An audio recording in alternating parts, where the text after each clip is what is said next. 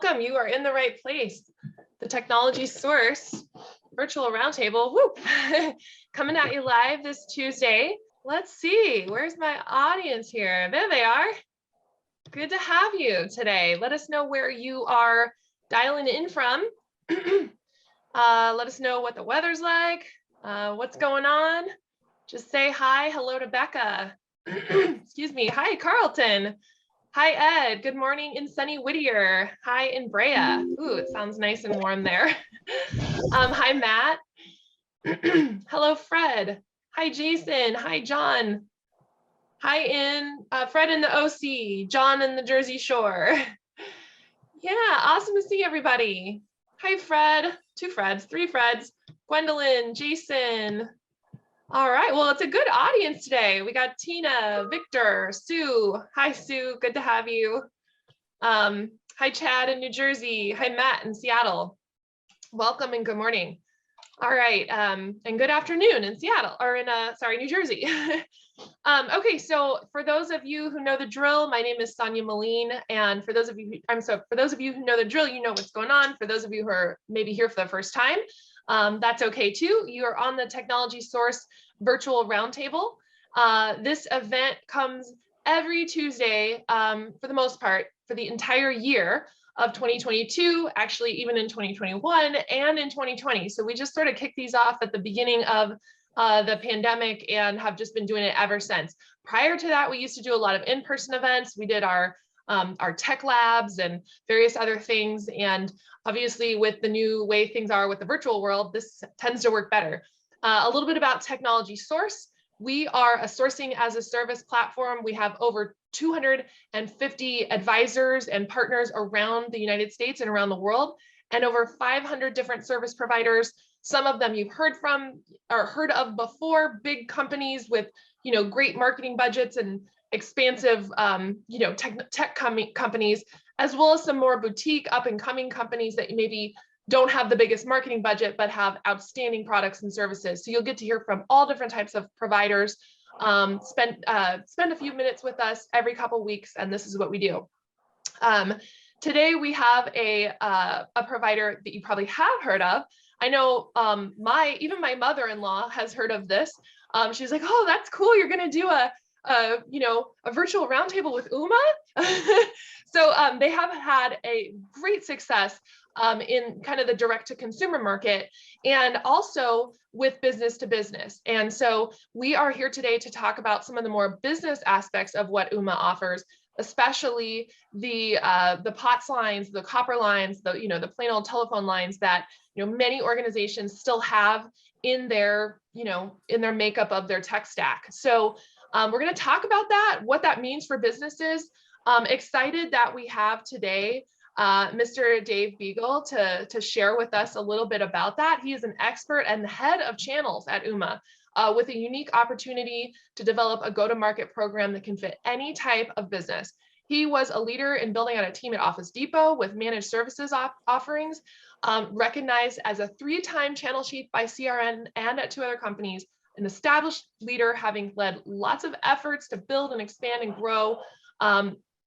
David serves also on the CompTIA Channel Advisory Board. As you can tell, Dave, we're happy to have you here. We know you have that 15 years plus experience of unified communications as a service and hosted Voip at companies like ShoreTel, Phonality, M5 Networks. And you really work to identify business needs and take advantage of opportunities for businesses. So speaking of all the opportunities for businesses, what's the opportunity right now with the POTS lines? Can you break it down to us so that the customers and their advisors on today's call can just get a little bit more insight into that? Yeah, absolutely. And thanks for the nice intro. I mean, I gotta be honest. I really, for this presentation, I really need to put on my product hat. And so we'll talk a little bit about it. And so it's not so much about the sales and the channel and whatnot, but more about a service and a product. What's coming down the pipe is the FCC has come out and said that they're going to sunset or allow the carriers to sunset POTS lines, your analog lines. More specifically, the ones you're probably not thinking about, the ones that are connecting probably to your alarm panels, your fire panels, your life safety environments. And I say the ones you're not thinking about because you're thinking about them because of life safety, but you're not thinking about them because they're not ubiquitous, or they're not like, there's not like a lot of them probably within your environment, but they're critical. And that's why they've stayed on pots. But we'll talk a little bit about that. But before I do, I think it's probably worth giving a little bit of background on Ooma. Sonia highlighted that we have been a successful B2C company, and we did transition to B2B probably around 2012. And I'll cover some of that, give you the background, because more importantly, I think, as anything, if we're going to talk about a solution that does encompass life safety and some of these other areas, you need to know that the company is credible and that we have history and not only delivering a service, but maybe even the product itself. So with that, Sonia, should I take over and bring up my nice slide deck that's about 200 slides? Oh my gosh. No. Yeah, let's do that. I do have a shout out to the audience for being here today. Thank you for that. And if you have any questions for Dave or the team, just ask those in the little question and answer box. I will be taking names, and if your question gets used, I will write it on a slip of paper, drop it in this little champagne bucket here, and whoever wins will win some prizes. So we have some, I used a champagne bucket because Ooma is offering a cocktail maker kit. So I thought that was kind of fun. So hopefully that's you, the lucky winner. And we really do appreciate your questions. It helps us know that this is a roundtable. We are working with you right here live. So ask any questions that come to mind, and we'll do our best to make sure we get those answered today. But yeah, let's hear about Ooma. It's been, we've had you on a few times over the last few years, but I was really excited to see this topic come up. Perfect. Yeah, and I always enjoy presenting with you guys. Your advisors are wonderful to work with, knowledgeable, and they always tee up things in the right way. And so that's very appreciative. But let's do it. Let's talk about Ooma a little bit. We are what I like to say, a purveyor of UC services, but what our company and marketing likes to say is we're the leading provider of simple, easy business communication solutions. And really at the core of it is that we are delivering not only products and services, but delivering them in a way that is easy to digest, easy to use, and has a lot of value that's baked into it. We're not one of the companies that's out there is trying to squeeze every little penny out of everything. We really feel like the staying power of our customers is all based upon the fact that what we do deliver is sticky, and there's so much value in it that it doesn't make sense to change, right? So a lot of our clients that have chosen Ooma have stayed with us well over 5 to 7 years, if not longer, and so we're very proud of that. It actually translates itself into one of the industry's leading NPS scores. And if you're familiar with Net Promoter Score, it's a scoring methodology that really gauges the health of your business, not only internally, but gives customers or prospects the comfort of knowing that they deliver on customer service, they deliver on product reliability and availability, if you will, the ease and whatnot, of use and consumption. So our NPS scores is in the 70s. So we're very proud of that. But again, that's just part of it, right? Part of coming to you and talking about a specific solution and trying to drive credibility is we've got to make sure that you understand we've been around for a while. And as Sonia pointed out, you may have heard of us. I'm sure most of you have. Some of you may not have.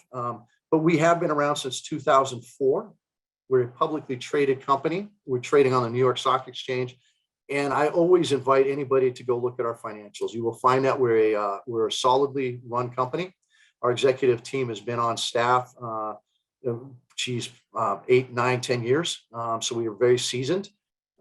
We have about 8 quarters of quarter-over-quarter growth, cash flow positive. The reason why this is important is when you're choosing a vendor that you might put things on or procure services from, you want to pick a vendor that has staying power, right? In today's economy, with a lot of the mergers and acquisitions that have been going on in all industries, certainly ours, you want to know that where you hang your hat, you're going to be able to get your hat off the hook later, right? And so we're going to be around. We've actually been a company who's been acquiring over the last couple of years, so we're in a very good position. One of the things that most people also don't realize is that we're actually one of the larger UC providers in the country. We're supporting 2.5 million plus endpoints on our network today. And I think that is something that we at Ooma are extremely proud of. It's also something that we recognize is probably not as well known as we need to make it. And so we're hoping that after this presentation today, you go out and you help prophesize about, what you learned about Ooma and help get that message out there. So we're U.S. based. We got three main offices. We're headquartered out of Sunnyvale. We have a main office in Vancouver, BC, and one in Boca Raton, Florida, which I like to go to quite frequently this time of year. So with that, I would say that our approach is really wrapped into a lot of what I said in the opening slide. We want to build and design things that are value driven, they're easy to consume, and they're highly flexible. And you'd find that in our whole suite of products. As I mentioned, we've been around since 2004. We started off as a residential VoIP provider. And if you stop and think about that for a moment, residential VoIP, the average person at home probably may not be a technologist, right? And when you ask somebody, and I'll use my mother as a perfect example, God bless her. If I was to send something home and say, hey, plug this in, this is going to be your new phone service, and it replaces that copper line that came out of your wall, she wouldn't know what to do or how to do it, right? And me trying to walk her through it over a phone probably wouldn't be the most elegant experience. So we designed our services to be very intuitive, very easy, as I mentioned here. So when we started off as a residential VoIP provider, we recognized that whatever we did, it had to be for the layman, the average user, that anybody can go in and just plug it in and make it work, following some simple instructions and maybe some very intuitive interfaces. We've taken that same concept and we've rolled that into almost everything we've done as an organization. So we went into B2B and we came out with Ooma Office. Ooma Office was our business phone service from the cloud, right? Whether you call it cloud telephony, UCaaS, hosted PBX, whatever it may be. It was a strong business phone service that had all the feature sets that everybody needed, but it was designed in a way that your SOHO, your SMB, who might not have IT staff on hand, could still plug it in, make it work with some simple instructions. And that has made our business grow exponentially from 2012 to about 2018-19, still growing exponentially. But then we went into the enterprise market where we're actually to go more into mid-size, larger size organizations. To give you the spectrum of what we're servicing from a B2B market, we're serving clients as little as one user, all the way up to 20,000 plus users globally, which does kind of say we can service global corporations. We do it for US-based corporations that have maybe some international offices, right? But we do provide international DIDs, and our UCaaS or our cloud telephony solution really encompasses all of that. At a very high level, I would highlight that when you think of UC from a cloud perspective, the one area that almost everybody has walked away from has been the POTS, has been the analog devices that have connected things like high-use fax machines or those life safety environments like alarm panels. When you talk about VoIP in the traditional matter, you might have a provider, us included, who would say, hey, for your low-use fax machines, you can use an ATA device, an analog terminal device. And they're dummy devices. They do what they do. They convert the analog signal into a digital VoIP signal, and they work fairly well. But they wouldn't be something that I would put on, again, high use stuff, some of these others. So for us as providers, and I use this as a all encompassing umbrella, we've always said for POTS, keep them on copper, and that has been the traditional solution.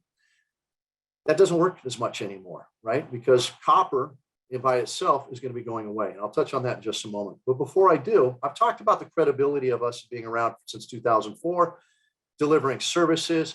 I mentioned the fact that, from a residential side, we're delivering not only, VoIP services, on the business side, VoIP services, but one of the things I didn't touch on, and it's just as important, is understand that not only are we a service provider, we're also a hardware manufacturer.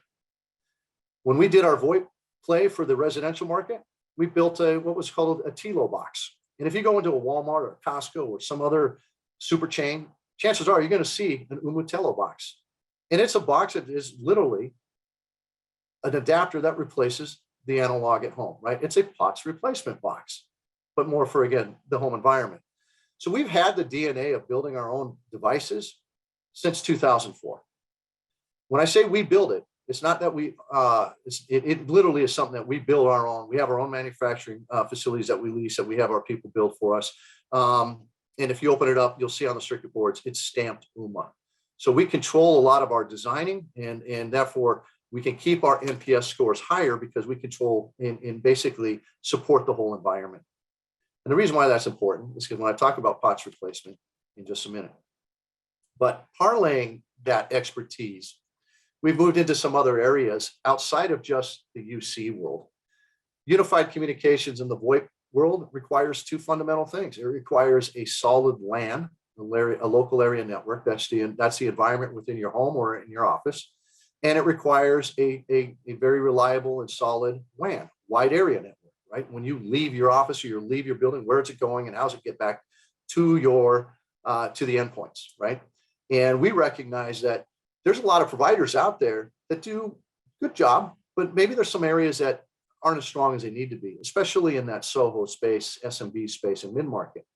We recognize enterprise companies already have a lot of the infrastructure that's built because it's enterprise grade. They have the money investment to do it, but a lot of the mid-market and some of the SMB has not, especially in the SMB market.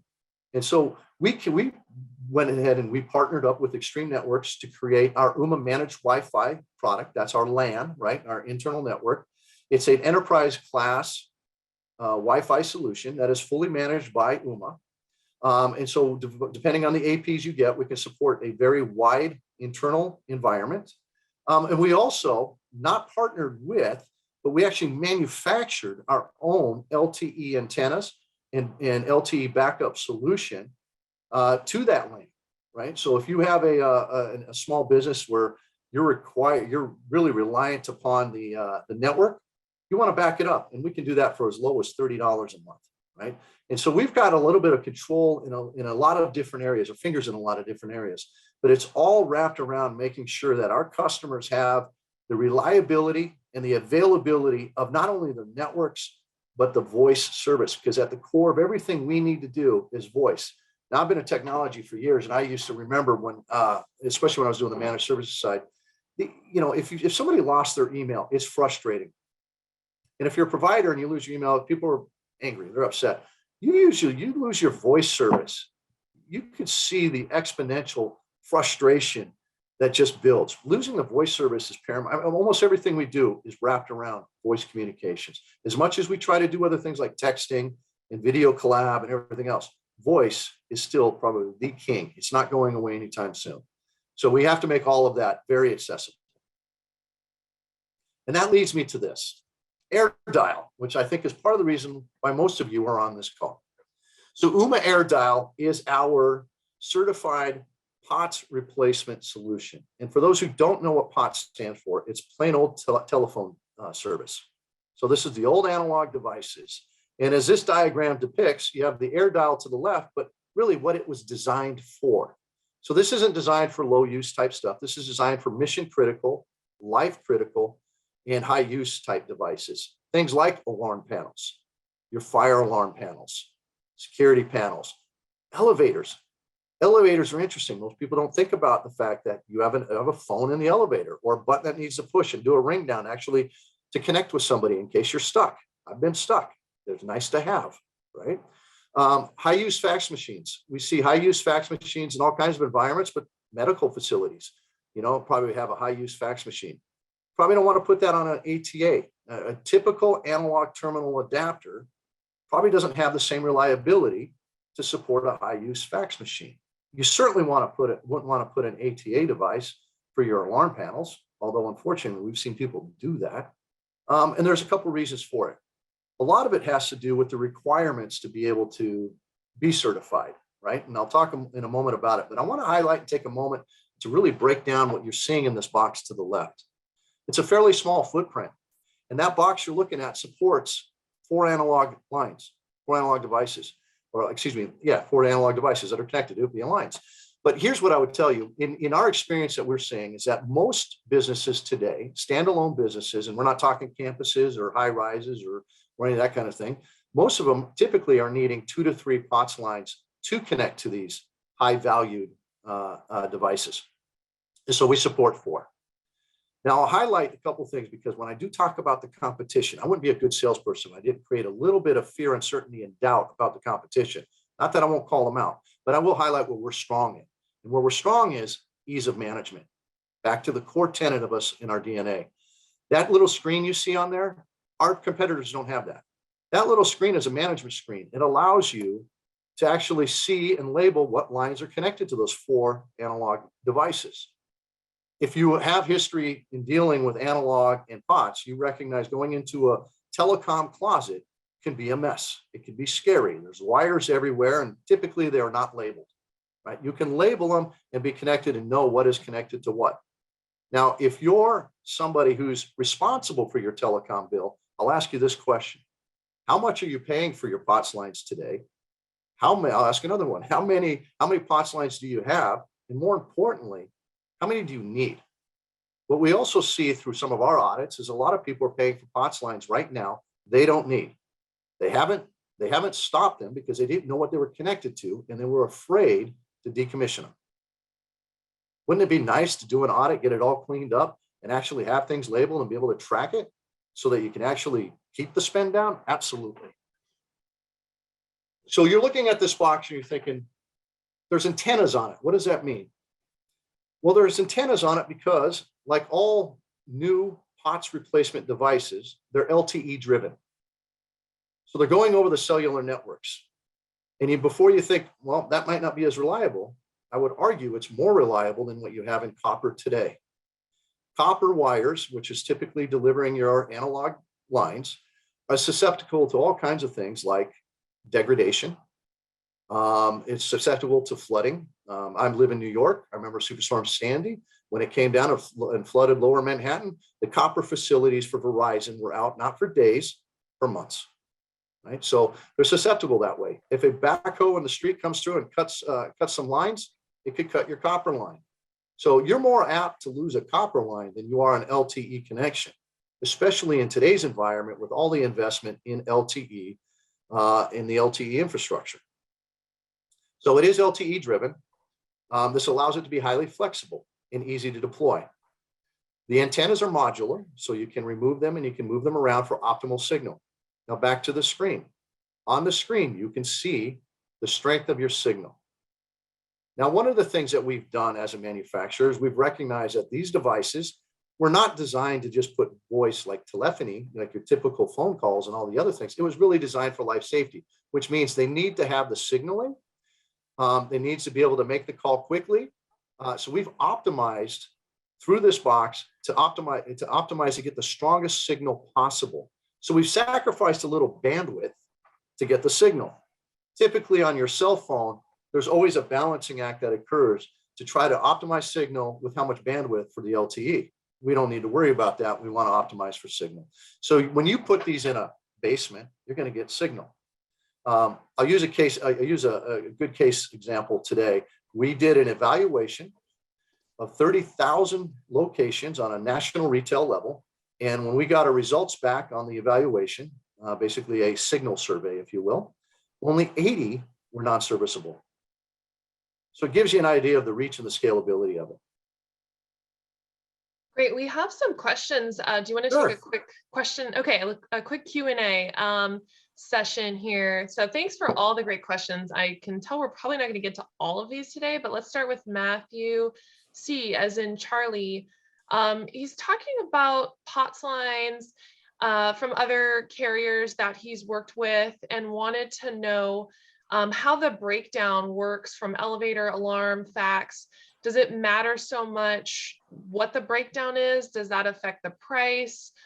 Does that affect the anything in the quote? He was just curious to know a little bit more about that. Yeah, absolutely. And so real quickly, no, it does not. The line pricing is just a line pricing. What's connected to it is really whatever you want to connect to it as far as a true POTS solution. We've taken our boxes. One of the things that's different about us is it is a true POTS pass-through. We're not translating any signals. We're not trying to convert anything. It is a true, it's a true pass-through. So whatever you're connecting connecting to it should pass right through and be able to, complete. So in essence, the way we've designed it is unplug something from wherever it's at and plug it into this, right? With no configuration. Now, there are variables like everything in life. There are outside circumstances, and that's where we'll do the discovery with you to make sure what devices you're connecting to. Some devices, obscure ones, might have a different voltage requirement. Yeah. And we can configure that. So. Okay. Great question. And I put your name in the champagne bucket here, Matt. Thank you. Just a quick reminder, we're doing a giveaway for a cocktail set. So next question is from Chris W, as in whiskey. Chris is asking, she says, what's the DR plan if this does go down? And does part 2 of the question is, does Ooma have a service check availability? Yeah, I'm not sure what we mean by the service check availability. I mean, yes, like a monitoring? we have a coverage map. So we do have the ability to check coverage for larger organizations, like the 30,000 site one that I mentioned. We actually work with our LTE provider. There's a key difference here, and I'm going to highlight this, but we work with them to get some more granular data for that. So we absolutely can. And as far as the business continuity or disaster recovery plans, the box does come with a second SIM.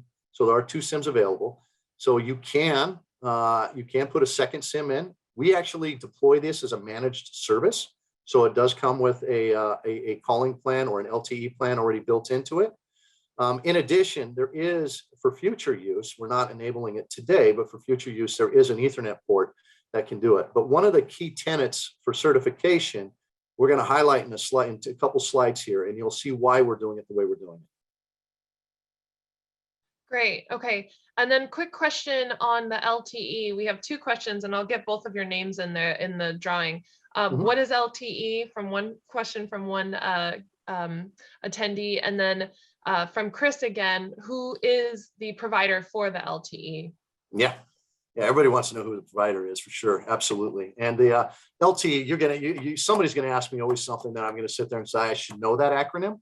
I can't remember what LTE stands for, but in essence, it's the 4G, 5G type connection that you transmit your voice and your data over the cellular networks. LTE was so there was 4G, there was 3G, if you remember, 4G, then it was LTE, and then there was like an LTE plus and then 5G. So LTE is right in between 4G and 5G. Great. And thanks, Tina, for that question. And then the provider? And the provider, everybody hold their hats. Okay. So our underlying provider is T-Mobile, and with their acquisition of Sprint, has given us an unparalleled reach, and we are extremely comfortable with the relationship. Great. A quick question from Jason C, as in Charlie. Jason wants to know if you can port existing numbers from other carriers over to the Ooma AirDial. Absolutely, and that's why it's a managed service. One of the things that are, if you go with a box from a competitor and you don't have the service plan already in there, you're going to have to manage it. You're going to have to do the porting. You're going to have to work with all of that. We're going to take care of that for you. We want to make this as turnkey as possible. Okay, great. Justin C, as in Charlie, asks, what does the truck roll look like for a multi-site customer, such as a 30,000 site customer mentioned? It's intensive. It's expansive and intensive. I was going to say. So what we have is we have some partners right now who are well adept at doing self-installs, but we also have a pretty wide network across the country through the Ooma practice that actually can go out and do these installations as well, in combination with site surveys and whatnot. So we have that capability to work with you or to get it done for you. Okay, great question from Matt M, as in Mike, says, we're in a location that has a lot of metals in our wall and in the surrounding environment. Wireless has always had issues, including Wi-Fi and other wireless technology. What would Ooma recommend to help us with the physical environment that's so full of interference? Great question, Matt. Two things I would say that are what you'd look at. One is, can you extend the inside wiring to another location and put the device there and get away from the metal? That's one. But the other possibility too is, as I mentioned, the antennas are modular, meaning they can be unscrewed, they can be extended, to another, have the antennas moved to a different location, therefore mitigating some of the interference from the reception. And that would be the other. The third option is not acceptable. That'd be probably to remove, but I don't think you want to do that. Great. I hope you guys get my humor, by the way. Well, we just have so many more questions. I think let's take a break on the questions. But yeah, and I'm probably going to answer some of those. I mean, yeah, exactly. We have a few more slides, and I love the fact that these questions are coming up because you're thinking ahead, right? So great. So as I mentioned, the whole precursor to all this is the FCC has come out and said that they're going to sunset copper, right? So if you look at your traditional large carriers like a Verizon, an AT&T, a CenturyLink, whoever it may be, they have for years have had to support through regulation all of this infrastructure across the country. That also allowed the CLEC or the next level carrier below them to leverage that infrastructure. A lot of these big guys don't want to support it anymore. It's costly to support that legacy solution, if you will. So they've been begging for a long time. Can we get away with it? Can we just get rid of it? And so finally, the FCC, yes, you can. We're going to deregulate it. It's not that the POTS lines are going to stop working overnight. It's just that the carriers are going to start raising the prices exponentially because they don't want to support it. They can't support it. And it's too expensive. So this is why I'm saying, look at your phone bills and see what you're paying. See what you were paying 36 months ago and see what you're paying now. And then I'm willing to wager, and we're seeing it today, it will go up exponentially. We had an invoice where it was out of Denver, where one POTS line was $300, right? So what's happening here is with this FCC order is you're basically encouraging people to move people off of it, either through financial means or through physical means, meaning that the wires broke and they're not going to come repair it, or it'll be so low priority it'll take forever. We expect this to be in, I think the last one I saw was August or October of 2022. So it's a short window. Again, it's not everything's going to shut off, but what you are going to see is a lot of noise from us and a lot of our competitors who are like, you got to get on this bandwagon. You have to have a solution. You don't have to necessarily pull the trigger today, but you need to have a plan of what you're going to do. This is what's been happening as the infrastructure is being decommissioned. And we've seen more and more of your traditional telephony solutions moving and gravitating toward VoIP. The amount of copper that's out there is the use of it's gone way downhill, and of course the price, of course, is going up, right? And so by the end of 2026, we don't think really any copper is really going to be used for anything. There's enough solutions out there that now can solve for it. But in today's environment, when it comes to POTS replacement, it really is the three things that I mentioned at the top. When, as a VoIP provider come in and say, keep it on copper, it's because of these three main things: safety, security, and the essential devices. The regulatory areas that we look at, have to do with how the boxes are designed, how they're supported, how they're resilient, and of course the service elements. And so we talk about a lot of Nfpa 72, and we'll get into that in a little bit. But most of the existing solutions that are out there, they're expensive. And a lot of companies, they don't really want to do that either. They just do it. The reason why it's expensive is because they have to. So they're not designed in the way that I think is an elegant, easy to install, easy to maintain, easy to manage solution. It was something like, hey, we have, let's say, 50 phone lines. I need 3 of them for this. Where am I spending most of my effort on? The 47 lines, right? And so there was always this, like whether it's an ATA or what, it was always this kind of like leftover hanging thing that had to be dealt with. And that's, again, with what's happening, all this is going to move up. More focus is going to be there. And so we do see that this is a market that is going to explode over the next year. So for us, the solution is easy. Build our own box, make it easy to manage, simple to install, and it's got to meet the regulatory requirements. And so with that, this core up here, these compliances are worth doing some research if you're not really familiar with them. But at the end of the day, the core of UL 864 and especially NFPA 72 has everything to do with how you're going to connect with fire alarms, your security panels, those type of things, what is required for example, the reason why an ATA is not acceptable is when you think about security and fire, you need to have a device that has battery backup. ATAs don't. Even if you put them on a UPS, the UPS dies, that thing just goes away real quick too. We've designed it, as I said, for four analog devices. The other thing I would highlight here, remotely managed and updated. It's a fully managed service, but we have people that want to manage it themselves, whether it's through partnerships or whether it's through an administrator internally who needs to manage multiple devices. We've got to have those kind of portals too. The design, no moving parts. As I mentioned, it's a lower footprint than our competitors. It's a smaller footprint. It can be wall mounted. It can be put on a rack.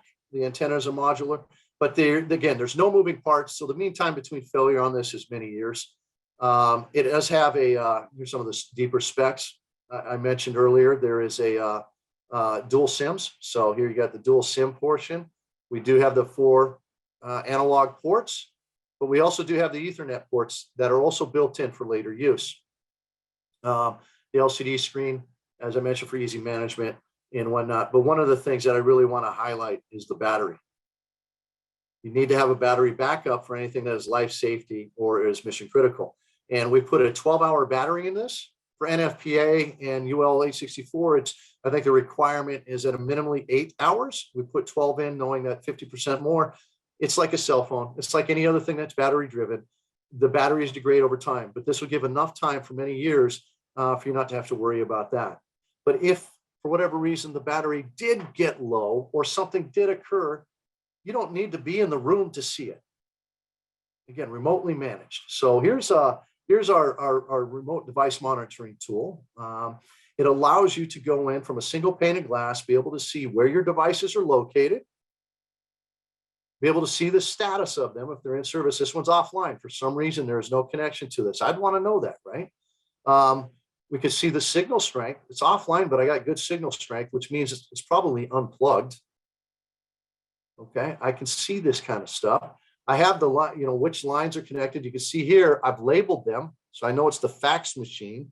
So somebody unplugged the fax machine. I could have, maybe it was the burglar alarm, right? I can see these things. But more importantly, outside of just the signal strength, I can see the battery life. If this is down to 24% and it's in service, I'm wondering what's going on. I got to probably get either the UPS isn't working or it's offline or it's running off the battery, and I got to get somebody out there, right? But the nice thing about this, outside of just having a single pane of glass to look at, is I could set up SMS alerts. So if I'm responsible for my infrastructure, it'd be nice to be able to get the SMS alert that says, hey, alarm panel 1 at this location just went into offline mode. Right now, in most environments, you might have an alarm monitoring company that's taking care of that and looking for that kind of stuff. Might have a fire panel that's doing some pings or whatnot, but definitely not for your phones that are out at the pool or the phones at the gate or the phones maybe in some of the more mission critical stuff. It'd be nice to be alerted to that, because today, I'll tell you, most people find out the hard way when they need it. And so we do include this management portal for you to be able to self-administer and to manage. Now, versus the competition, I think one of the slides in there was about, how do we fare against the competition? There are 2 main hardware manufacturers out there we compete with. One of them is Data Remote, and the other is Granite via their acquisition of Epic. Both formidable solutions. We think we fare very well against both of them. A lot of it has to do with not only some of the management tools and ease installation, but the flexibility of the solution, but also because we're bringing in the LTE solution as a managed service. So it's not just selling you the box and then expecting you to do the rest. It's actually selling you the service that has the box included with it, and then we're actually deploying it with you or for you, and then we're managing it and monitoring it as well, and then giving you all the same tools that we would be leveraging so that you could also do that. And so we have that flexibility in doing it. But one of the things for NFPA, and I encourage you to look at this, most people talk about NFPA certification, and they really are tied to the box itself. And the box itself is certified from our competitors and us. Where people mostly leave off is the fact that for NFPA, you also need to make sure that if you're going to support those panels, they need to go over a private network, a private backbone. And so through our relationship with T-Mobile, we've created a private peering relationship. So anything that comes over AirDial will stay on a private network and therefore be compliant to the NFPA 72 stuff or mandates. And I think that is something that, it's a marketing thing. We all know better. If something, I get my cell phone, it's unlocked. Oh, great, it's unlocked, but I still got to get a SIM. I still got to put it on a plan. I still got to do all these other things.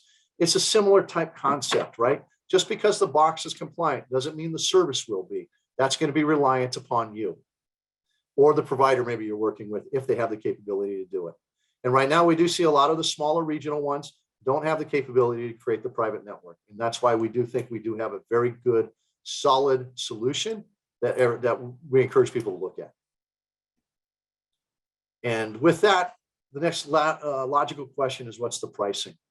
The AirDial box by itself is $300. Now you can purchase it, but we have some people that want to put it in an OpEx model and they just want to rent it. Because if you purchase it, you get a 1-year warranty. If you rent it, we'll charge you $10 a month in perpetuity, as long as you have it. And it'll have a perpetual warranty. So if 5 years down the road, that box dies or something happens to it, we'll replace it. We'll ship it right out, get it repaired, or get it replaced, not repaired. We'll get it replaced. The other things I'd point out here includes the LTE plan. Oh, the per line. Everybody wants to know about the per line. So right now the box is $300 or $10 a month. And then there's 4 lines, and each line is about $35 a line. Okay, so that is about half of what the average POTS line is today in the US. So there is a cost savings for sure. We know there's a cost savings if you do an audit and get rid of some of those unused stuff, but we do think this will be very applicable. Now, one of the questions is, how flexible is the pricing? 30,000 users that we did the site survey, we got down in the mid-20s. But for the most part, $35 is where we're set on, is where we're set at. If you're a large organization, we can definitely talk, but we do have different ways that we can solution for you. And with that, I'm gonna see if there's any other questions, and then I have one more slide, and I have our VP of Solution Engineering on with me, and I'm gonna talk about one little case study just to kind of paint the picture. But before, let's get to some of the questions. Okay, great. Yeah, there are some questions. Okay, and also just some comments. People wanted to express that they really like the portal. I think that's important.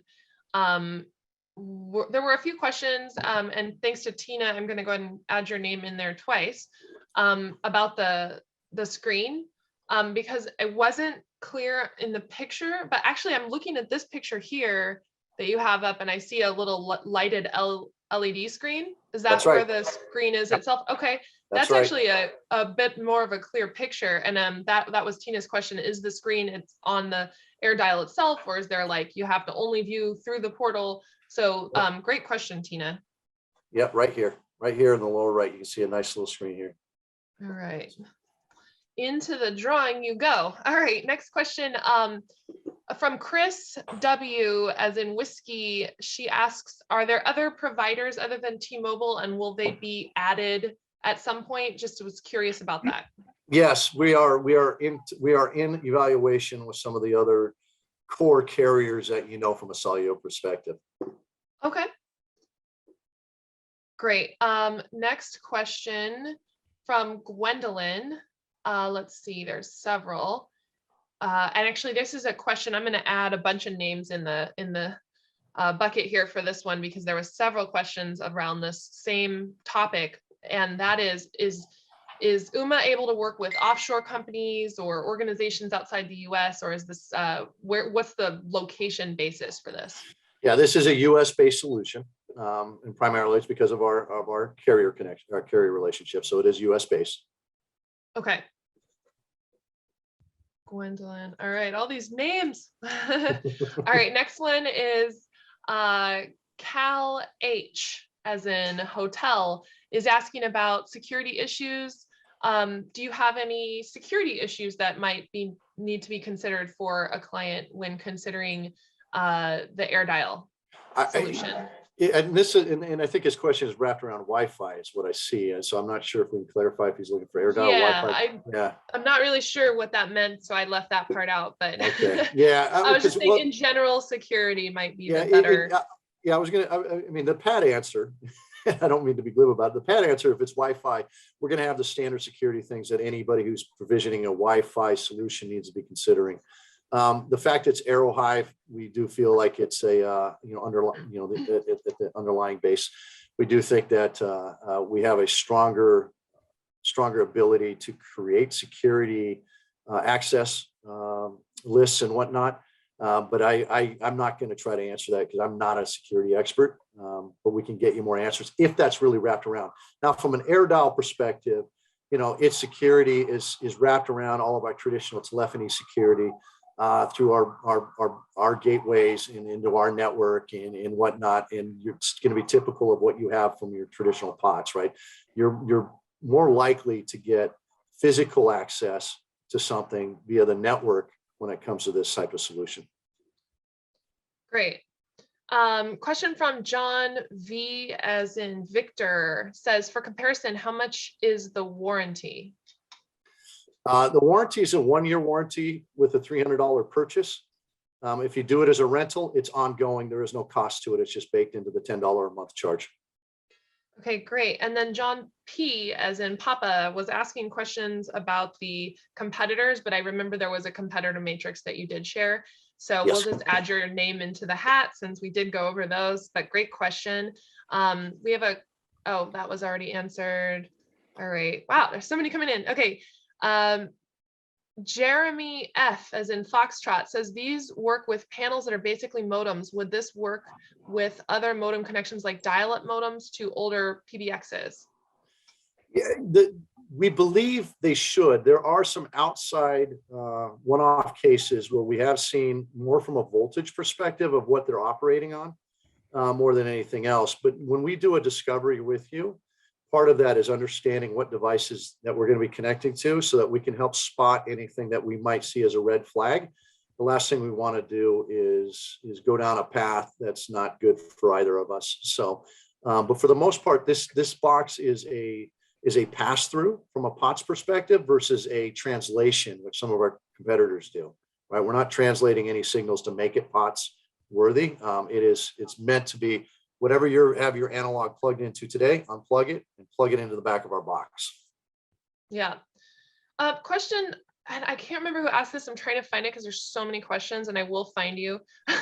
But it was about compliance. And do you know of any compliance? Oh, here it is. John B, as in Bravo. Are there any regulatory compliance issues for businesses who are not acting on their replacement of analog lines? Are you aware of any?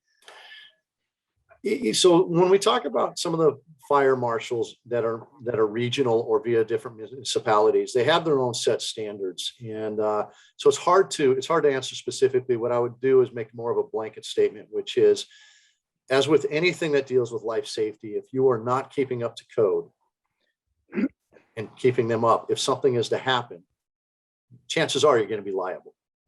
Right. Well, yeah, exactly. I would actually be, the next interesting question would be to see, do your insurance companies that are covering you now asking those questions? Yeah. Yep. Yeah. And are you able to get, the liability insurance? That's right. Yeah. Even to continue coverage on that if you don't if you're not following, those regulations. Okay, Tina, another great question. Tina P, as in Papa, asks about, if you own multiple devices, can you see them all the lines on the portal? And I think we did see that, but then really great question about the AirDial reporting. Is there an option to get reports on the Ooma AirDial service, so the device that you can see trends on lines? Yes, there will be. I'm not sure if we're going to have that initially in the initial release or a future one, but yeah, reporting is going to be critical, right? You want to see those trend lines. You want to be able to tie that in, especially if it's more from a holistic solutioning, meaning tying in AirDial with like our other solutions. You want to be able to tie that all in. So great.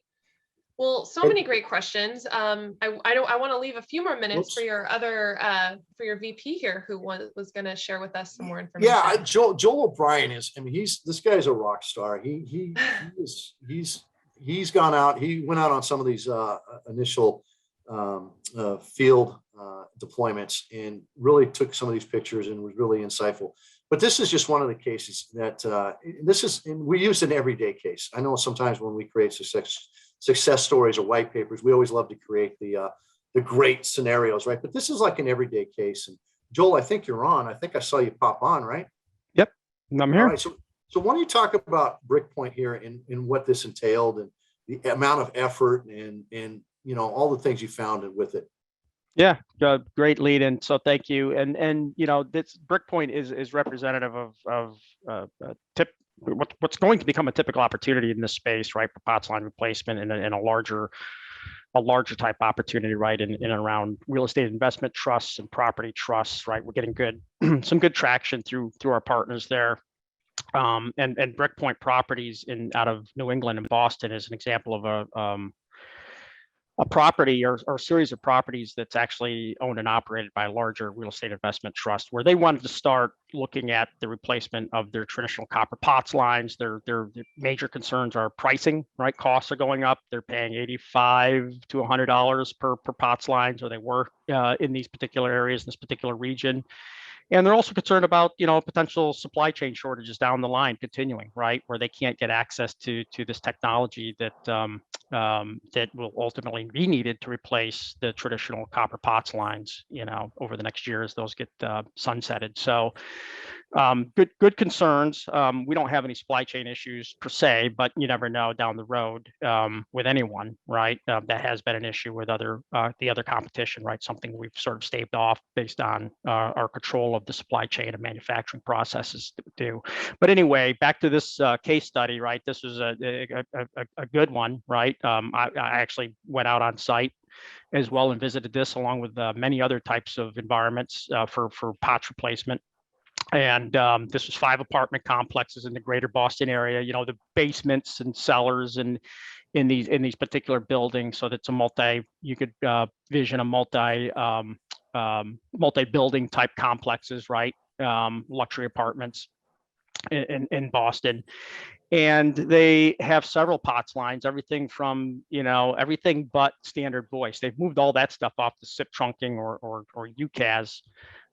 But they still had building entry phones, right? Gates, door buzzers, gate entry, guard gates, elevators.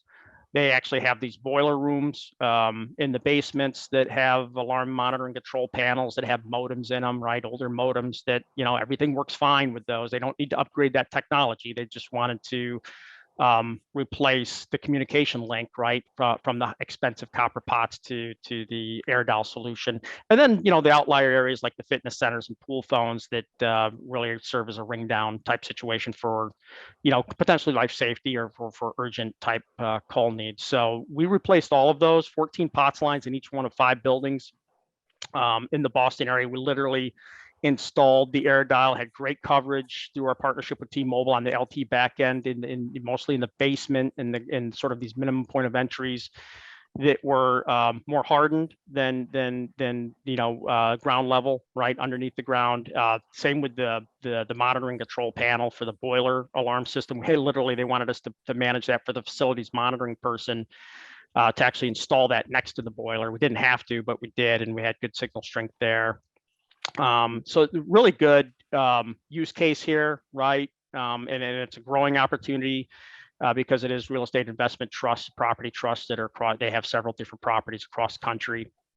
And we're continuing to work with them to roll those out and put a plan together in and around project management, right? There is that aspect of someone's got to go in and install these, right? And identify the devices they need to be installed to and potentially tone out or label, if it's not labeled, the inside wiring, and make sure that those are properly aligned to the AirDial unit and the AirDial interfaces, right? And that can be a little tedious and take some work. So there's a project methodology as well. That we're working with them on, a customer like this, where we're going to do a phased multi-location rollout across the country. That might take 5, 6, 7 months, right? But yeah, this very good use case here. Dave, I don't know how much do we have a figure on what they were saving from their lines, but I know we took them down to probably around 30, $35 per line. Yeah, I think on average it was about $30 per line. And so, simple math on that perspective, it was about, roughly $400 a month.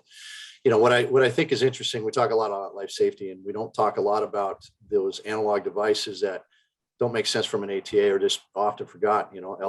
Elevators is one, but those pool phones is something that we didn't see a market for, but we're getting a lot of people who need pool phones because it is a life safety thing. You need to have the ability to pick up a call or pick up a handset and get to somebody quickly in case of an emergency.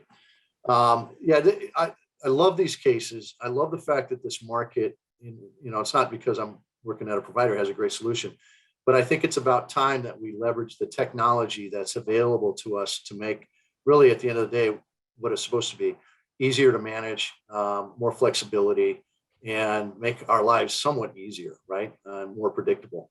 There's nothing worse, and I've been in space for a long time. There's nothing worse than getting a call at midnight because something didn't work and nobody had any idea it didn't work, and it needed to, right? And so the management piece of this excites me as much as anything does. All right, we have one quick question and then we can do our drawing. Another question from Tina, unless you had anything else. No, there was one question. There was one question I saw that I did want to answer though, and I don't think go we for got it. to it. And it was from Cal, and I said, "What distinguishes your companies from most of your competitors as a business phone provider?" And I love that question because I want to say almost everything, but it's people. It's probably I get a little. I make jokes about it a little. It's the people. No, it is the people. All of our support is handled North America. Right. So if you sign on with Ooma, you're going to be supported with North American support. The fact that we're expansive and we can support global environments, US based headquarters, but we can support a global environment. I think that's one. But more importantly, it's more the encompassing portfolio of services that we can deliver. I like to say it's the UC stack, and that's UCaaS that we can deliver. We can deliver SIP trunking. We can deliver direct routing for teams.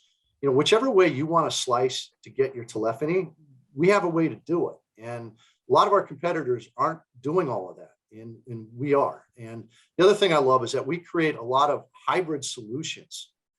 If you're somebody who has a PBX and you need to go to the cloud and migrate to the cloud, we can provide SIP to the prem and do cloud at your remote locations and create a single dial plan so that you can unify everything. If you have teams in a majority of your environment, but want to have UCaaS in another, we can do both. We can give them both and create a dial plan that connects people.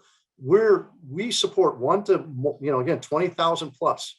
We're flexible as an organization, and a lot of our competitors are not. They try to get you to fit within what their confines are, and they do it because that's the way they have to scale. We're looking to scale more through having deep partnerships and relationships that stay with us for many, many years.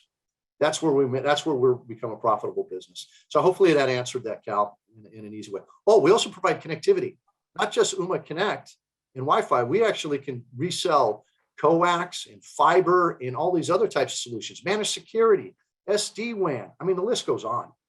Right. So. Well, this is great. So I see there's a lot of questions we didn't get to. For those customers on today's call who didn't get their question answered or who wanted to explore further, there has been someone who invited you today. Reach out to that person, that partner of ours at Technology Source or one of our trusted advisors, and we will connect you directly with Dave and his team. You'll have an awesome strategic conversation, and we can help facilitate, set up the meetings, do all that hard work for you. And make sure we get the best of the best on that call so that you're, getting, the best experience. One thing, if you're from Seattle, you go to the top of the line because I'm originally from Seattle. Somebody wasn't from Seattle on that list. So I just have to say that. So. Okay, cool. Well, we do have one trivia question today. So even if you didn't ask a question, you still have a chance to win. This trivia question is specific to the Ooma AirDial. And that question is, what are 3 differentiators between Ooma AirDial's POTS line replacement and the couple competitors that we mentioned today? Or so just first, yeah. Yeah. Was that was a question to me? Nope, that's No. a question to our audience. Gotcha. So Thank you. we know you know. So whoever answers first with the 3 top competing differentiators, you will get a cool little swag kit. It looks like Chris may have pretty closely hit it on the head. Would you say that that would be an answer? The portal, which is a fabulous portal. Yeah. Portal 1, but I mean, I'm terrible at names, and I'm sorry. Taikua, price, definitely. Takuya, yeah. John V said managed service, OpEx model, and portal. That's a good one. Mm-hmm. John B also, or John B, not B, said Ooma makes the hardware, private network, services compliant as well as the hardware. That's the so one. I think that was That's the one. The third one. The third one right there. So we got. It was a tie. So I think Chris and John B as in Bravo got it.